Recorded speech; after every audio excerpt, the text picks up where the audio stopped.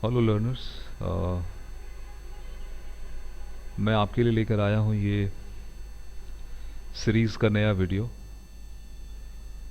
मैं इससे पहले आपके लिए 7 वीडियोस बना चुका हूँ। वो 7 वीडियोस थे स्पोकन इंग्लिश कैसे सीखें, और हमने उसमें जाना था कि इंग्लिश सीखने के 5 स्टेप्स होते हैं: reading, writing, listening, thinking and speaking. तो वो जो 7 वीडियोस थे उसमें से 5 तो इन्हीं 5 स्टेप्स पे आधारित थे। पहला वीडियो जनरल इंट्रोडक्शन था, और 7वां वीडियो था स्पोकन इंग्लिश सीखने के लिए टेक्नोलॉजी का इस्तेमाल कैसे किया जाए। तो अगर आपने अब तक वो वीडियोस नहीं देखे हैं तो मेरी आपसे रिक्वेस्ट है कि पहले उन वीडियोस को देख लें, और तभी आपको इस वीडियो से ज़्यादा फ़ायदा होगा। एनीवे, तो आज मैं जो वीडियो बना रहा हूँ ये मेरा अपना वीडियो नहीं है, इन द सेंस कि मैं सिर्फ शेयर कर रहा हूँ एक वेबसाइट के बारे में जिसका नाम है talkenglish.com। और अभी इसका ये पेज आप देख रहे हैं खुला भी हुआ है, और यहाँ पर इनके अपने आइडियाज़ हैं। यहाँ पर मैं इस पर क्लिक करता हूँ। अभी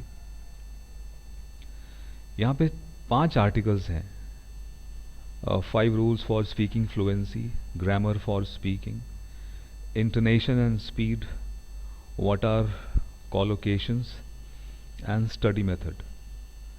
तो मैंने इन 5 टॉपिक्स पर आपके लिए अलग से पावर पॉइंट प्रेजेंटेशंस बनाए हुए हैं, और मैं हर वीडियो में एक आर्टिकल के ऊपर बात करूंगा।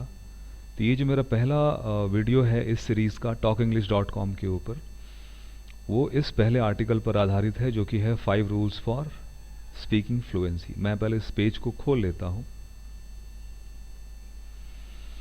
ये खुल गया पेज। आप यहाँ पर जो इसके हेडिंग्स हैं उसको जल्दी से पढ़ लें। पहला बोलता है don't study grammar too much. दूसरा पॉइंट कहता है कि लर्न एंड स्टडी फ्रेजेस। ये मैं भी आपसे पहले वीडियोस में शेयर कर चुका हूँ। उसी में है डोंट ट्रांसलेट, कृपया अनुवाद ना करें, मैं आपसे पहले कह चुका हूँ। Reading and listening is not enough, practice speaking what you here. मतलब अगर बोलना चाहते हैं तो बोलने की प्रैक्टिस करनी होगी। और यहाँ पर राइटर ने 2 प्रॉब्लम्स का जिक्र किया है। हाँ, ESL यानी English as a second language. तो राइटर ने आइडेंटिफाई किया है इस वेबसाइट के कि इवन दो जो नेचुरल ऑर्डर है एक बच्चे के इंग्लिश सीखने का, वो है पहले सुनना, फिर बोलना, सुन के बोलना, फिर पढ़ना और फिर लिखना। लेकिन वो कहते हैं कि ऑर्डर जो है जो ESL बच्चे हैं उनके लिए बदल जाती है, और उसका स्टेज ऐसे है कि पहले वो पढ़ते हैं, फिर सुनते हैं, फिर बोलते हैं और फिर लिखते हैं।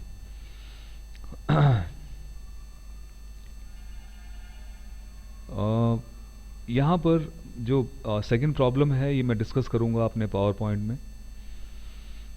चौथा पॉइंट है सबमर्ज योर सेल्फ। सबमर्ज मतलब खुद को किसी चीज़ में डुबो लेना। तो अपने आप को इंग्लिश में डुबो लेना, अपने आसपास के माहौल में चारों तरफ इंग्लिश ही रहने देना, इंग्लिश क्रिएट करना, वो इस पॉइंट का मतलब है। और सबसे आखिरी बात है स्टडी करेक्ट मटेरियल। और इन्हीं सारे पॉइंट्स के आधार पे जो मैंने पावर पॉइंट बनाया है वो थोड़ा आपको सिंपल लगेगा।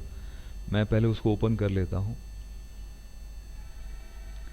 और मैं इस स्लाइड शो को यहाँ पे शुरू करता हूँ। ये वही है 5 स्पीकिंग रूल्स जो आपने देखा था talkenglish.com के ऊपर।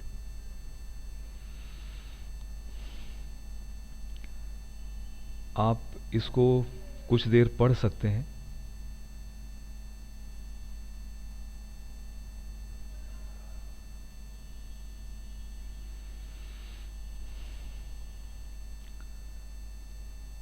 इसमें कुछ हिस्सा आपको नीचे कटा नज़र आ रहा होगा और मैं उसके लिए माफ़ी चाहता हूँ। यहाँ पर ये हमने अपने पुराने वीडियोस में इस बात का जिक्र किया था कि ग्रामर जो है वो रूल्स होते हैं और रूल्स पढ़ने से आप किसी भाषा को नहीं सीख सकते। और ये कह रहे हैं कि जो इंग्लिश स्पीकिंग कंट्रीज़ के लोग हैं उनमें से ज़्यादातर लोग सिर्फ 20% के ग्रामर रूल्स जानते हैं। और वो आपसे ये सवाल पूछ रहे हैं इस वेबसाइट पर कि क्या आप इंग्लिश बोलना चाहते हैं या कॉजेटिव वर्ब की डेफिनेशन को सुनाना चाहते हैं। तो आई थिंक फंडा बहुत क्लियर है कि ग्रामर समझने की चीज़ है, रटने की चीज़ नहीं है, याद करने की चीज़ नहीं है।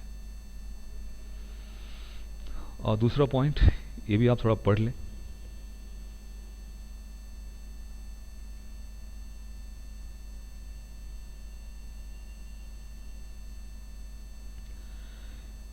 इस पेज पर दो चीज़ें हैं, पहला है फ्रेज और दूसरा है ट्रांसलेट। फ्रेज एक ग्रुप ऑफ वर्ड्स होता है और ये अक्सर साथ पाए जाते हैं क्योंकि इन दोनों ही वर्ड्स का संबंध किसी आइडिया से होता है, किसी कॉन्सेप्ट से होता है। और मैंने अपने एक पुराने वीडियो में इसका जिक्र भी किया है, इस्तेमाल भी किया है कि एक फ्रेज जो है वो एक कॉन्सेप्चुअल आइडेंटिटी है। मतलब जैसे फ्रेंड एक वर्ड है तो good friend, best friend, loyal friend, ये सारे फ्रेजेस हैं जो अक्सर फ्रेंड के साथ पाए जाते हैं। और राइटर कह रहा है इस वेबसाइट का कि अगर आपको एक फ्रेज आता है तो उससे आप 100 सही सेंटेंस बना सकते हैं। और हो सकता है कि आपको 1000 वर्ड्स आते हों और फिर भी आप एक भी सही सेंटेंस ना बना पाओ। और जो आखिरी पॉइंट है ट्रांसलेटिंग के बारे में कि अगर आप ट्रांसलेट कर रहे हैं, ग्रामर रूल्स के बारे में सोच रहे हैं, तो इससे आपकी बोलने की रफ्तार स्लो हो जाएगी। ये गलत तरीका है और इसको अवॉइड करना चाहिए।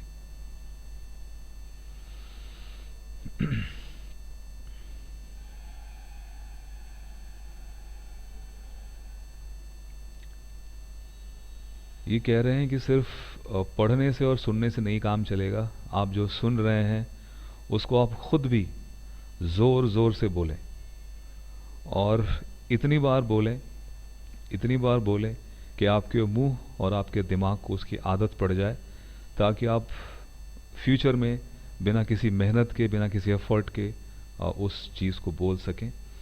और ऐसा करके ही आप फ्लुएंट हो पाएंगे।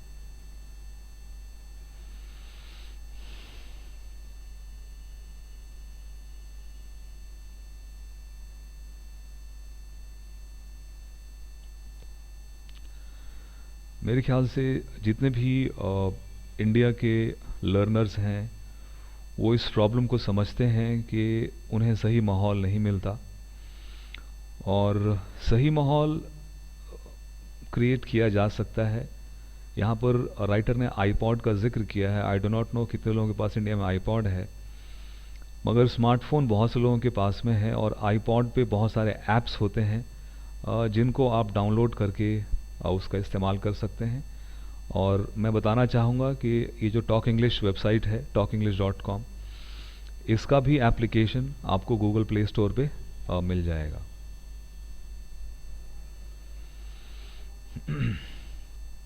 और जो 5वां रूल है उनका कि अगर आप सही चीज़ देखेंगे, सुनेंगे, पढ़ेंगे तो आप सही चीज़ सीख पाएंगे। और अगर आप गलत चीज़ लगातार सीखते रहे तो आप गलत चीज़ें परफेक्ट हो जाएंगे।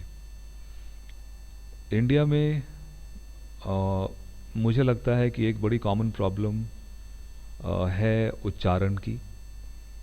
और कई दफ़े मुझे ऐसा भी लगता है कि टीचर्स भी गलती कर देते हैं और वो फिर गलतियाँ पास ऑन होती रहती हैं। बच्चों को लगता है कि सर ने सिखाया है, ये सही होगा।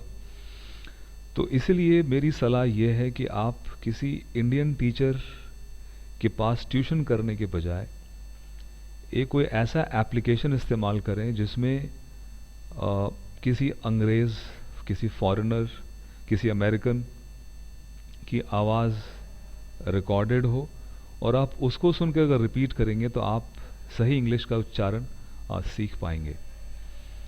और इसमें कुछ लोगों को एतराज़ हो सकता है कि मैं ये क्या कह रहा हूँ, इंडियन टीचर्स के पास मत जाओ। मैं मना नहीं कर रहा, मैं बस ये कह रहा हूँ कि आपका सोर्स एक्यूरेट होना चाहिए और इंग्लिश किसी भी इंडियन की मातृभाषा नहीं है, तो इसीलिए इसमें बुरा मानने वाली कोई बात ही नहीं है। और जो एप्लीकेशंस हैं, और मुझे थोड़ा सा अंदाज़ा है इन एप्लीकेशंस के बारे में, ये जो talkenglish.com का एप्लीकेशन है इसकी कीमत लगभग $20 है। आप इसके पेज पे जाके चेक कर सकते हैं उसको, और $20 लगभग 1400 रुपये का होगा। और गूगल प्ले स्टोर पर ऑक्सफोर्ड डिक्शनरी का एप्लीकेशन है, कैम्ब्रिज का एप्लीकेशन है, ब्रिटिश काउंसिल का एप्लीकेशन है, और इन सब की कीमत लगभग उसी के आसपास है, 1250 रुपये के आसपास है। तो आप ढूंढिए, सही मटेरियल इकट्ठा कीजिए और प्रैक्टिस कीजिए। मैं कई बार कहता हूँ कि इंग्लिश बोलना एक स्किल है, और कोई भी स्किल प्रैक्टिस करने से बेटर बनती है। प्रैक्टिस सही चीज़ों का करें और प्रैक्टिस लगातार करें। सबसे आखिरी बात मैं अभी बोलना चाहूँगा, एक रूल है जिसको बोलते हैं 10,000 आवर्स रूल। अगर आप किसी भी फील्ड में शानदार परफॉर्मेंस करना चाहते हैं, वर्ल्ड क्लास परफॉर्मर बनना चाहते हैं, तो आपको 10,000 घंटे प्रैक्टिस करने की आवश्यकता होगी। तो इसी के साथ मैं इस वीडियो को यहाँ पे समाप्त करता हूँ, और देखने के लिए धन्यवाद। और मैं आपके सुझावों का स्वागत करूँगा, कृपया मुझे फीडबैक ज़रूर दें। आपका दिन अच्छा गुजरे, ये मेरी आप शुभकामनाएं आपके लिए। धन्यवाद।